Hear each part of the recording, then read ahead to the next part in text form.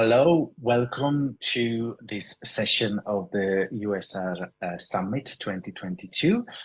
My name is Andrea Bandelli. I'm the head of international relations at Vrije Universiteit, Amsterdam. It is a real pleasure to welcome you all to the session on education to cultivate social responsibility, where we'll hear two submissions, two interventions about the role of education and how academic institutions can shape education to tackle and to address social responsibility. For all those attending and for the speakers as well, please use the chat function on the side of the screen to ask questions. I'll be forwarding those questions to the speaker. So at any time, please type your questions there. And also, if there is not enough time, or if you want to follow up with any of the speakers, please make use of the platform where there is indeed a networking area on the website where you can find contact information for all the speakers and reach out to all of them. As I mentioned, we will have two presentations today, one from the University of Tübingen in Germany and one from the University of Pretoria in South Africa. I'll ask the presenters to introduce themselves before giving their talk, which will be about 15 minutes, and then we'll have some additional time for the questions and answers. So our first speaker is Nina Rösler from the University of Tübingen, and the presentation is titled Promoting Social Responsibility Through Service Learning in Higher Education. Please, Nina, you can go ahead. Thank you very much, and good morning from Germany. My name is Nina Rösler, and I work at the Service Learning and Civic Engagement team here at the University of Tübingen. Now, since we are three presenters, and this may be also a question for you, Andrea, shall we also introduce my colleagues, because I am the main presenter? By all means, do. Yes. Do Q&A? All right. No, maybe introduce them now. Yes. Right. So please, Iris, go for it. Yes, hello, also from Germany. My name is Iris-Niki, and I'm here at the University of Tübingen, responsible for the section of the transdisciplinary program and also the section of service learning and civic engagement. And hello also from my side. My name is Charoula-Maria, and I am responsible for the international service learning at the subsection Service Learning and Civic Engagement at the University of Tübingen.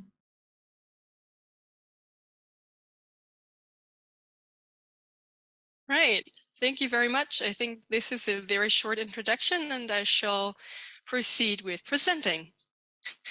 So, in mid-October, I was representing the Service Learning and Civic Engagement team at an information event on student civic engagement opportunities for new students. Alongside student initiatives searching for new members, I was there to inform about institutional ways to earn mandatory credit points for civic engagement activities for students during their course of study. This is where I met a psychology freshman who told me about her previous civic engagement activity and how she now struggled to find space and time for these activities besides her studies and part-time jobs. I can tell you now that her face lit up when I told her about our portfolio to acknowledge short-term and long-term civic engagement activities, all under the roof of service learning. Her reaction and enthusiasm reminded me not only of why I had initially started working at this job, but also boosted my confidence in the importance of our service learning portfolio, which serves to promote the assumption of social responsibility in our students along their academic journey. So after a short introduction, there you go. After a short introduction into the central terms, I will present you what the service learning portfolio at the University of Tübingen has to offer. I will then proceed to show you recent developments and will conclude with our lessons learned. But first of all, let's create a common basis. Modern higher education not only focuses on academic learning and research, but also on enabling our students to become socially responsible citizens. This latter objective is commonly known as the third mission. In this context, the University of Tübingen has committed to promoting student civic engagement, which refers to a range of activities to engage and involve, among others, organizations, governmental bodies external to academia, in order to work together both to make a difference in the life of cities, citizens, and communities, and to transform basic conceptions of what universities can offer individuals and society. At the University of Tübingen, service learning connects individual forms of this civic engagement with academic knowledge. The idea here is to enable students to actively contribute to civil society by combining the acquisition of theoretical content, the learning, and its practical application to a real social need, the service. And indeed, research has shown that students who have attended service learning projects learn in a more comprehensive way and are more likely to become active in their communities later on. Now, civic engagement can take on various forms, be it short-term or long-term activities, which can be planned in a guided or self-organized fashion, or even on the plethora of topics of social relevance. We designed a civic learning portfolio, therefore, to accommodate a range of civic engagement in our students at different stages of their studies under certain conditions. Now, in general, one can say that service learning always includes students, lecturers, and community partners. Moreover, we have agreed upon 3 core elements for service learning, which shall not imply a certain sequence of steps. During the learning element, lecturers work together with students on a social issue in a course, or they can review the prior experiences of their students. Together, they will then examine the research and discuss literature and provide theoretical knowledge and methodological tools. Throughout the learning element, students will use this newly acquired knowledge and the tools to work on a solution towards a post-challenge in a course setting, or if this is chronologically their first step, they will gain a practical experience during their individual civic engagement at the community partners location that they chose. Then the reflection element, the third one, is an integral part of service learning, and it must be iterated frequently because it enables students to understand their prior academic knowledge in a real-world context, or vice versa. It can be used to critique the extent to which they themselves, as members of the academic community, have an influence on the issues at hand. So reflection supports students significantly in becoming a socially responsible citizen. In accordance to these 3 elements, we provide a service learning portfolio. Let me explain this matrix by coming back to the psychology student that I mentioned. She had volunteered in a holiday program for children for a few weeks, meaning she had actively organized this activity by herself and was primarily active in the environment of the community partner. For us, this short-term activity can be accredited within engagement transfer if she further also pursued a reflection unit and handed in a reflection paper. Within engagement transfer, we also accredit longer-term civic engagement of our students. Now, the psychology student had acquainted herself, of course, also with other forms of student civic engagement at this information event. Therefore, I also informed her about the format that is tailored to accrediting student civic engagement within student initiatives. These are groups who typically pursue self-organized activities within largely the university, despite also tackling issues of local or international importance. These initiatives are registered at our office and therefore meet a number of requirements, such as attending regular reflection workshops. Now, finally, service learning courses introduce students to civic engagement opportunities at large. That is, they are designed as regular courses containing academic input, the learning, which is then implemented into practice in collaboration with a community partner, the service. Our goal is to send our students to their respective community partners in order for them to learn outside of the academic context. Sometimes, though, due to a lack of capacity at the community partners environment or due to a pandemic, this doesn't work out. And then the primary environment of the activities are at the university. Now, the psychology freshmen, of course, did not need this introduction into civic engagement.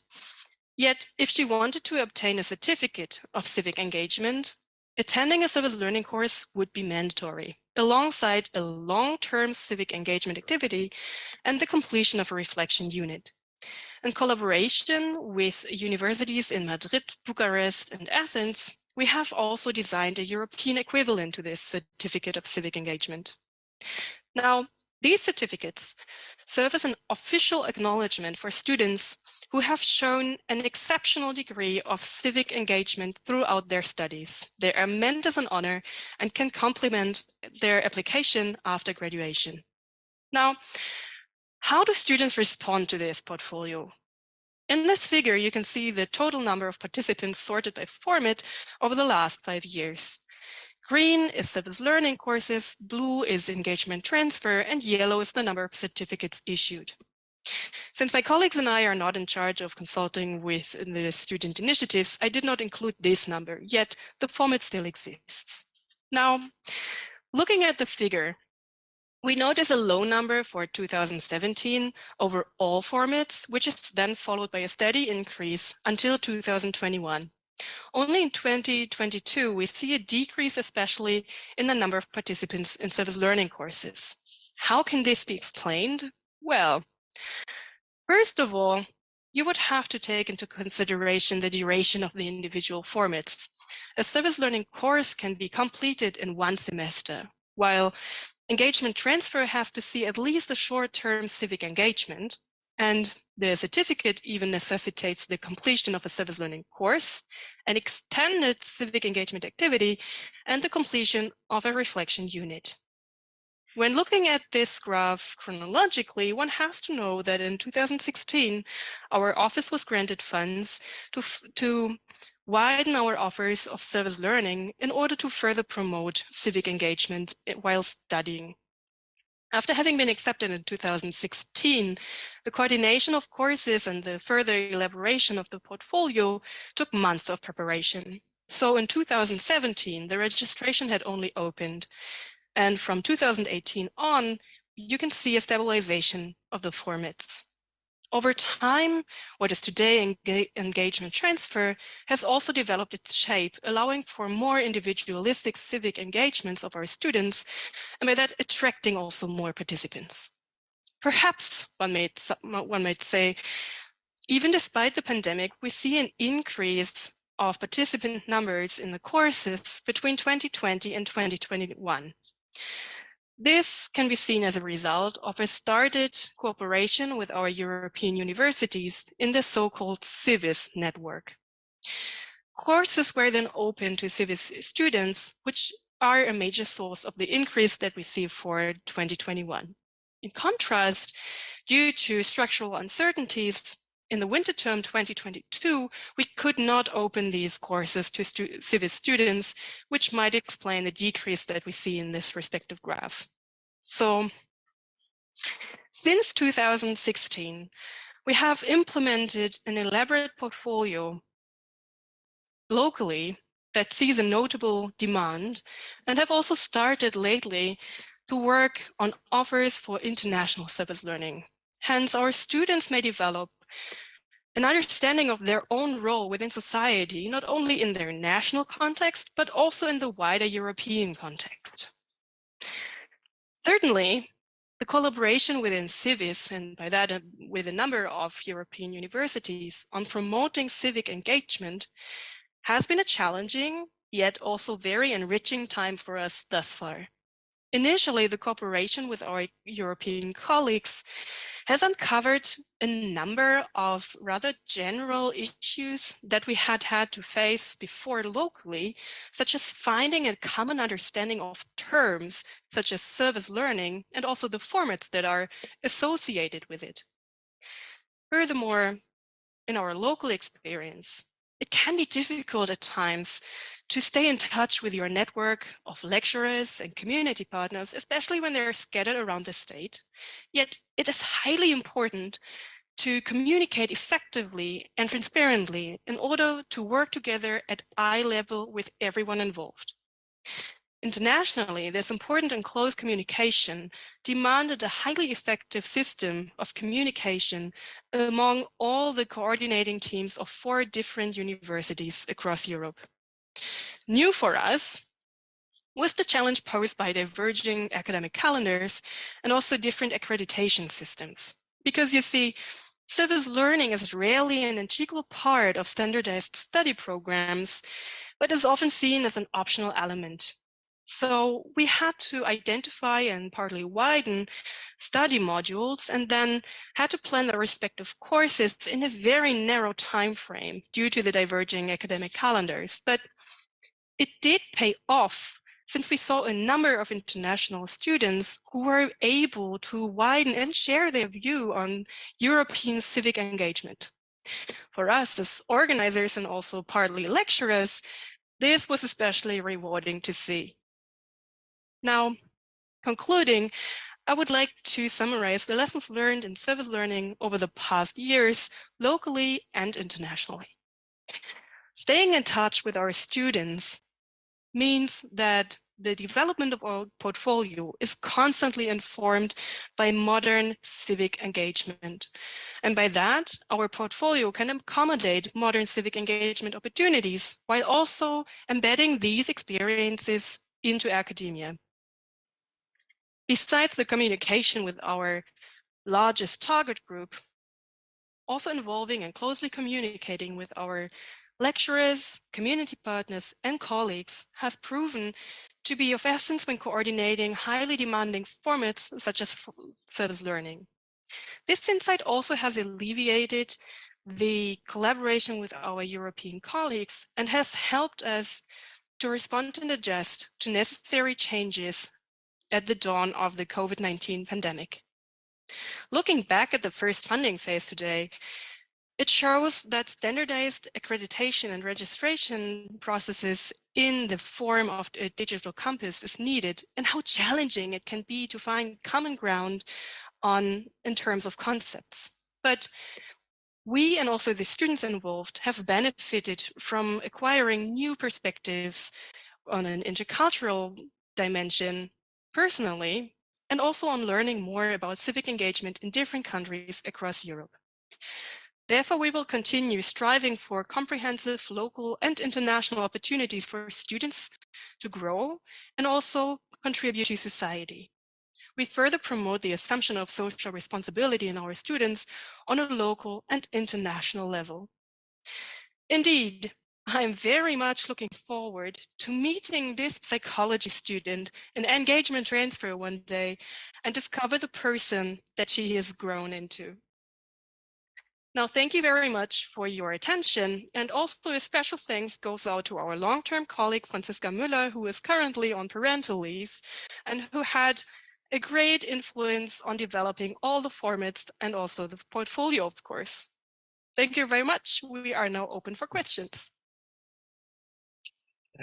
Thank you, Nina. That's really wonderful. Thank you so much for your presentation and the insights. As I mentioned, if there are any questions, please feel free to post them on the side of the screen.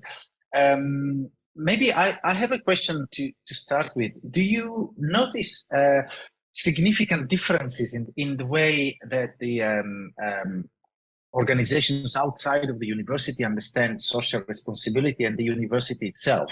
What are the overlaps and what are the frictions that you see between the university and the organizations that you work with? You refer to the community partners, right? Yes, yes. There are many overlaps, I would say. For once, also they want to make a difference for the city they live in, for the surroundings, for their citizens and society at large. That's also why they are civically active. And this is where we overlap a lot. Where there are frictions is sometimes when it comes also to the calendars, because a lot of community partners think in this project cycle, which does not correspond to semester times, I would say. And then sometimes we have to find also timeframes where this works out for the both of us. Because in Germany, at least in mid-October, the semester typically starts, which is quite far in the year for community partners who might have to write final reports for the funding that they receive. Or it is quite late for them to plan something in the new or in the next year. So that's something that I would identify. Maybe Charoula and Iris can elaborate on this question. Yes, from my part, perhaps also to add another aspect to this communication with the partner that we have when we go into discussions is to see which part is the service part, which Nina explained what it is. And so also this experimental learning part for the students and with the students, and what is the academical learning part. There we have to have the discussion, okay, civic engagement, service learning is of course to have an impact in the society and to try to meet some needs of our partners, but we always have to have in mind the academic learning aspect.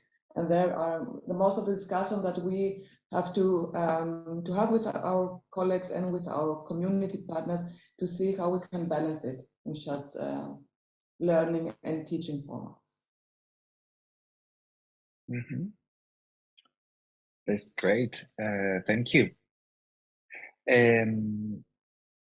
Let's see. We have a question. How do service learning institutes work? Like within the university, is it compulsory for students to do a service project, or how do you do?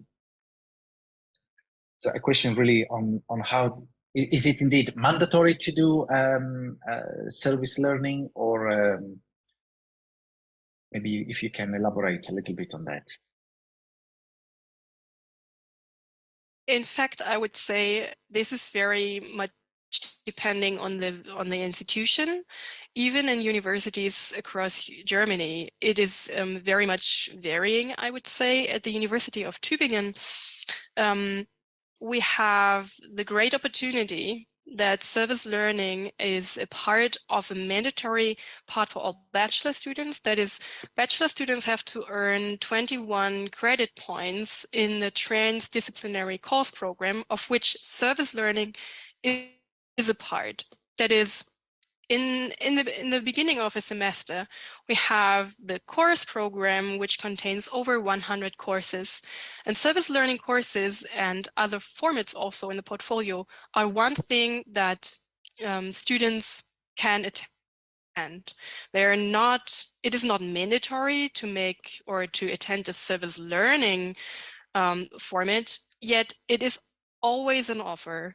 And it is quite interesting, I would say, that at the University of Tübingen, in this transdisciplinary area, it is ungraded, meaning the students can just try and experiment and look how it works for them. So there is really no risk to also maybe fail at service learning, which is a learning process. And by that, it is a very legitimate outcome as well, which is sometimes hard to communicate to community partners, I must say. But this is where service learning is situated at the University of Tübingen. Maybe my co-presenters want to elaborate on this question. Or is there another question, maybe? No, this was the question from the audience. Yes, perhaps just this one aspect that's really a great thing, I guess, here at the University of Tübingen, that we have the opportunity to integrate service learning in the study programs of all Bachelor of Arts and Bachelor of Science here at the university. And it's also open, of course, for master students and postdoc students and everyone else without credits, but for all bachelor students. And that's a really good base to work on and to develop further the service learning idea at the university. Perfect. Well, thank you so much. Thank you to all three for your insights and presentations. Also on behalf of the audience, we've got some good reactions to your questions and your presentations. Thank you so much. We'll move on to the second presentation of today, which is titled Piloting a University School Community Social Responsibility Initiative. And we have three presenters, Helga, Lize, and Lize from the University of Pretoria in South Africa, and Amahle Bhengu from the St. Mary's DSG Secondary School in South Africa as well. So if we can have the presentation now, thank you.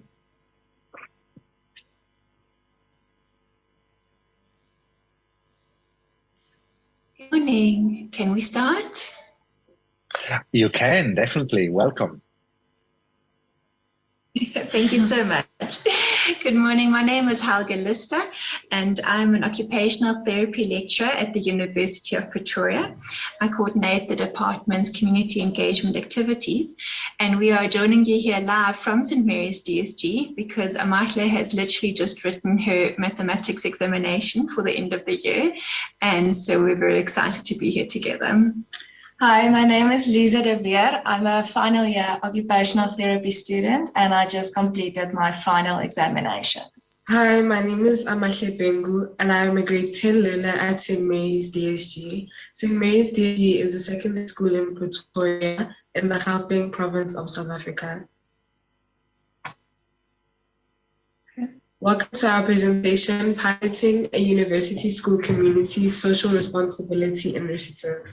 Grade 10 is our debutante or DEBS year. This is the school's flagship charity program. During the year, we normally arrange a variety of fundraising events in order to support numerous charities. With the change in COVID-19 regulations, our teachers sought to embrace more hands-on outreach activities so that we could develop a greater understanding of the diversity in the world around us and contribute in a meaningful way. The Occupational Therapy Department at the University of Pretoria has long-standing relationships with various community organizations. During our fourth year, one of our modules is Community-Situated Work Integrated Learning module, where the implementation of our university social responsibility comes to the fore. Our third partner was the University of Pretoria Centre for Faith and Community, which was established in the Theology Department. The Centre equips community leaders for the work of healing, ministry, and empowerment in their communities. The fourth stakeholder is the Tana Leadership Foundation. This is the inner city organization to promote socially inclusive urban transformation. They work with vulnerable population, amongst others, people who are homeless. Introducing the sites of the community. So firstly, there's Penny's ECD. It is located in Pretoria CBD and falls under the PEN NGO.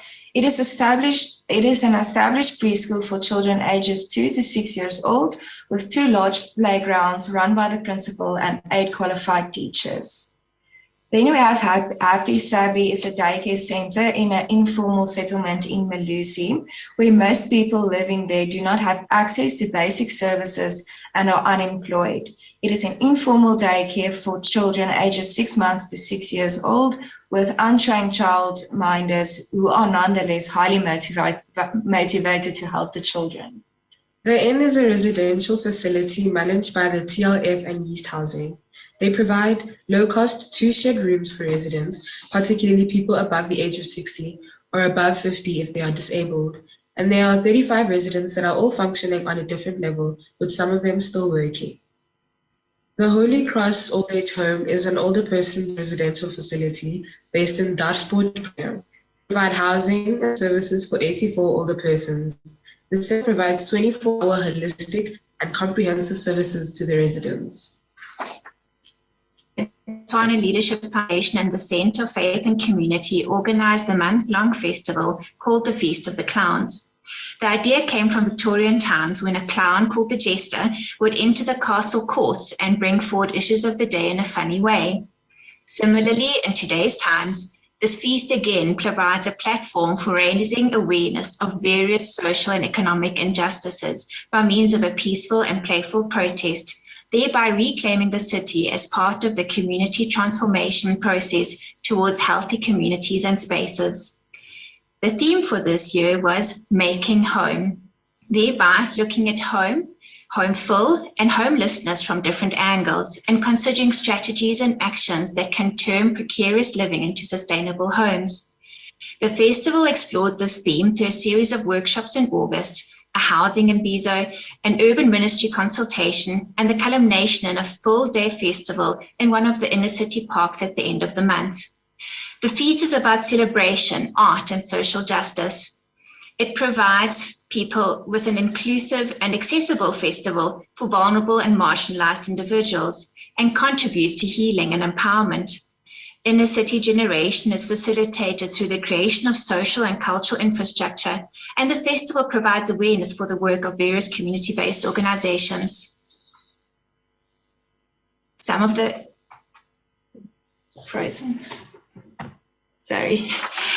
issues raised are that of homelessness, gender-based violence, children's abuse, xenophobia, crime, people with mental health problems, youth and children's development, amongst others. One of the organizers of the event, Nobel Ndandi, said that they had hosted this year's event under the theme Making Home because we want the city to be a home for everyone. So what happens when all of these authors in this festival is brought together? It was in July that the school and I made contact to see whether their DES program could include a practical experience this year. After some thinking, discussions, and considering the time limitations of only having 3 days, we wanted to make sure that we could work within our existing networks and relationships with an existing sustainable program that would allow something new to be added without compromising our relationships. And thus the workshop series, My Body, My Home, offered by St. Mary's DSG Partnership and the UP's Occupational Therapy Department was born. This would be a very concrete set of activities under the larger theme, allowing the learners and students to facilitate how to care for my body, maintaining movement, the joys of movement, and how this relates to physical, psychosocial, and spiritual well-being. On the 1st of August 2022, we were trained by the OT's department students and staff on relationship building in the community.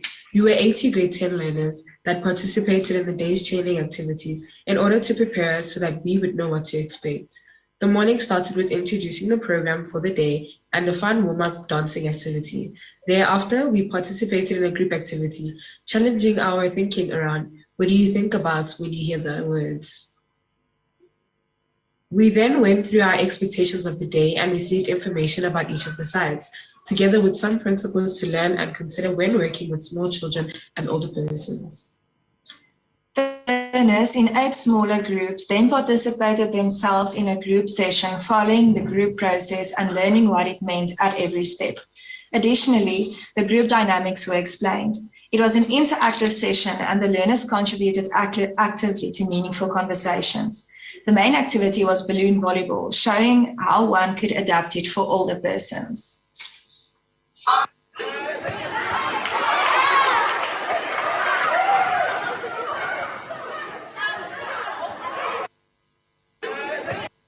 They then received further preparation information for the outreach, and Judith, our community liaison, explained the ethics of working in a vulnerable community.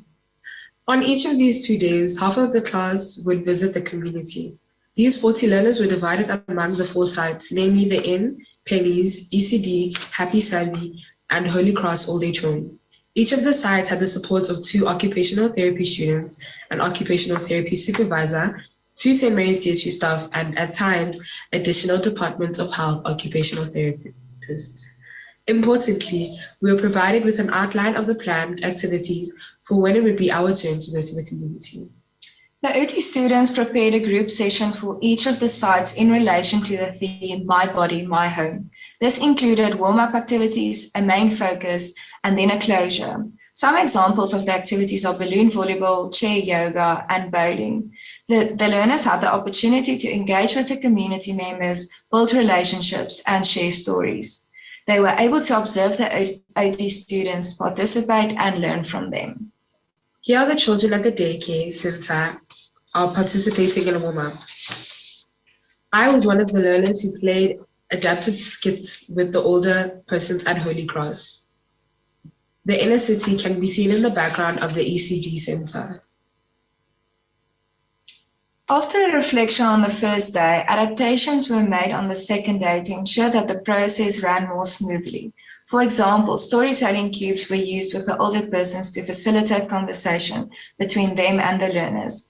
Those learners who went on the second day had also received feedback from the learners on the first day and planned some additional activities accordingly. Here, the learners now observe the value of balloon volleyball.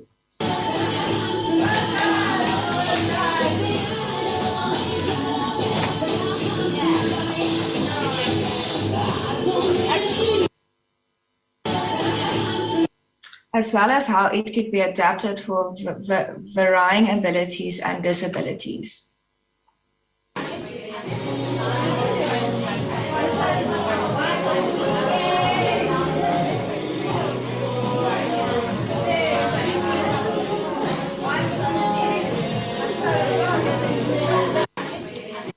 We had to complete a questionnaire before and after this experience to give feedback on what we experienced.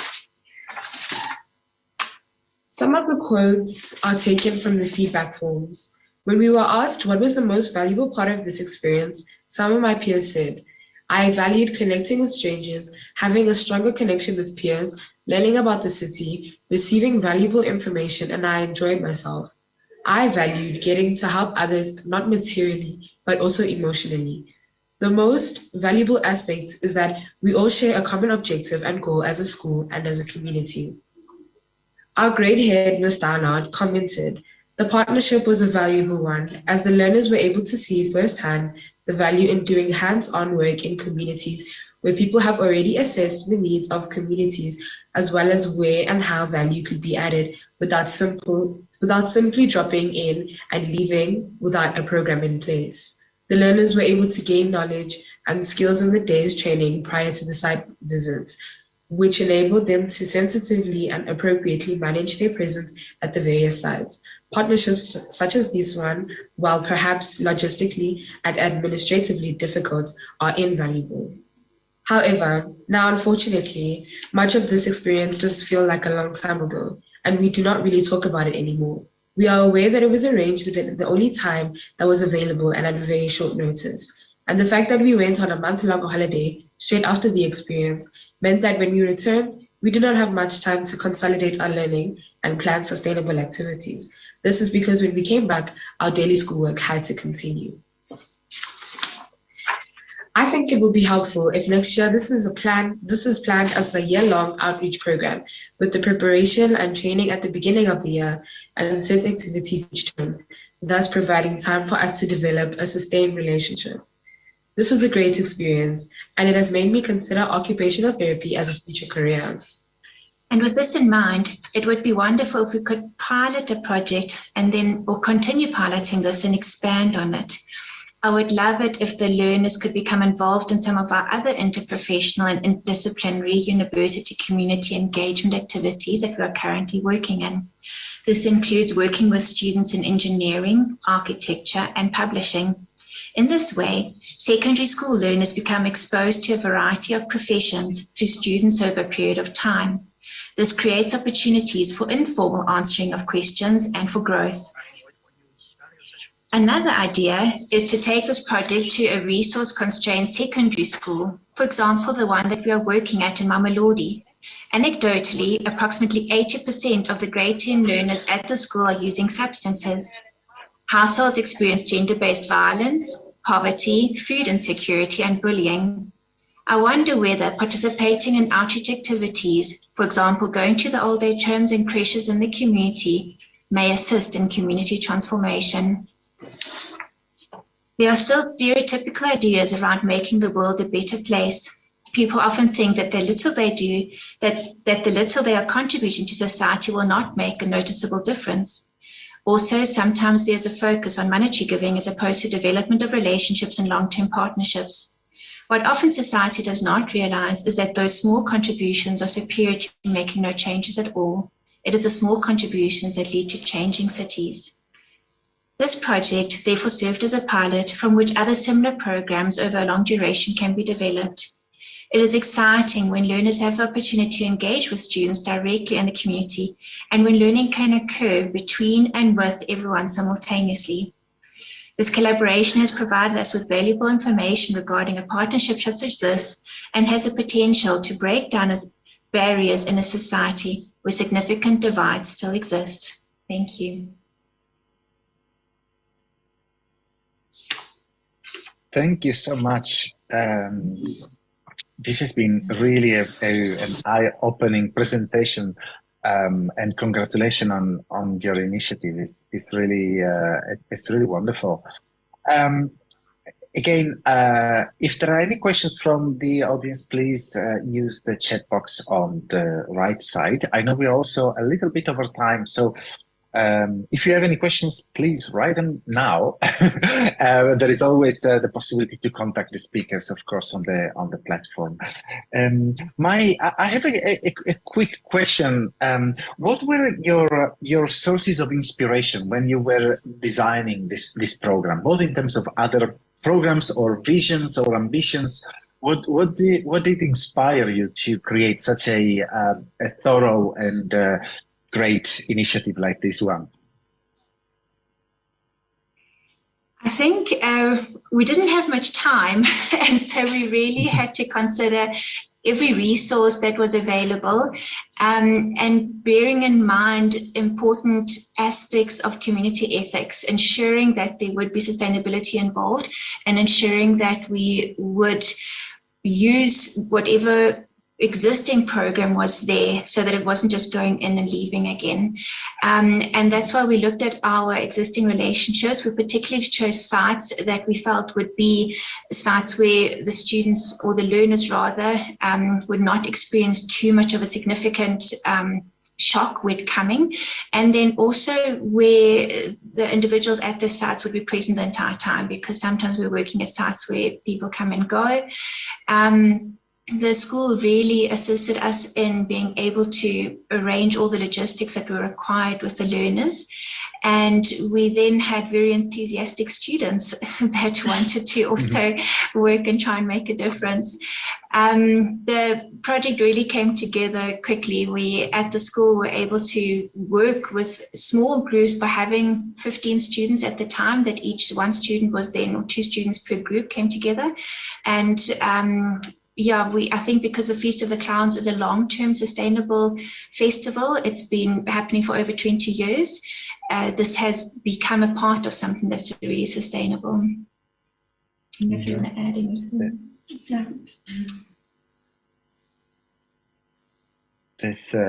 That's great, thank you. And what's next? What will keep you busy in the next months and years? That is the big question, because we are hoping to expand, I think, on what Amahle has said, that it really would be good if it could be a year-long program where the learners have the opportunity to develop more relationships, go more often to the community sites. These sites we have existing relationships with, as already said, so the occupational therapy students have been going to them for a long time and will continue to go there as well. For me, the big dream, as I think I said in the last 2 slides, is to really include interprofessional, interdisciplinary community engagement activities. So there is longitudinal work that we have learners from schools who are engaging with students from many different professions. They learn about the professions as they engage with the students whilst doing community engagement and service learning, and that this then creates a difference in ultimately our society. St. Mary's DSG is a private school, so there are obviously socioeconomic differences between the learners and those in the community, but we think it would be great to pilot this kind of a program with a public school. Like I said, in Amahle, for example, that school that we are already working at really has a lot of social problems. As I mentioned, over 80% of the matric learners are using substances actively, which has a massive impact on their learning. And can one, when you combine the work that the students are doing in the community with these learners at various sites, try and create some kind of inner transformation process so that that ultimately leads to a societal change. And we are really hoping that this will start creating difference or really addressing the city divide that we have. South Africa, as much as we are more than almost 20 years post-apartheid, we really still do have quite divides that exist. And by continuously engaging in this way, hopefully it will start breaking those down and creating a more inclusive society. Thank you so much. But it's going to be a lot of work. Again, yes. But well, I hope also that through the USR network and the partner institutions, indeed, we can get also strength by working together and sharing experiences. But congratulations on your project. It's really wonderful. And indeed, I hope also this is a platform where you can get more support and knowledge and experience and inspiration indeed to go forward. We are at the end of the session, so thank you so much for everybody who joined. Thank you again so much to our speakers. It's been really, really inspiring to hear and to learn about your initiatives. And please keep the conversations flowing through the platform and offline as well. And enjoy the rest of the conference and the summit. Thank you so much. Goodbye.